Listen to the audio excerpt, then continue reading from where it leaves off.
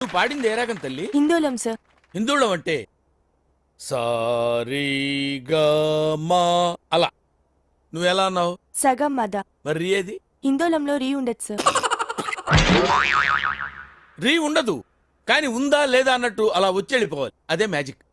Okay, ఇలాంటి చిన్న చిన్న తప్పులు చేయడం సహజమేనమ్మా. మేము అలా తప్పులు చేసి పైకి వచ్చిన వాళ్ళమే. బట్ ఫైనల్స్ లో మాత్రం కరెక్ట్ చేసుకోవాలి. గాడ్ బ్లెస్ యూ తల్లి. Thank you sir. మన next contestant Shravani from Hyderabad. నేను పాడబోయే పాట శంకరాభరణం చిత్రంలోనిది. సామజ వరగమన, రచన వేటూరి గారు, త్యాగరాజ కీర్తన, సంగీతం కేవి మహదేవన్. మా మామ పాట.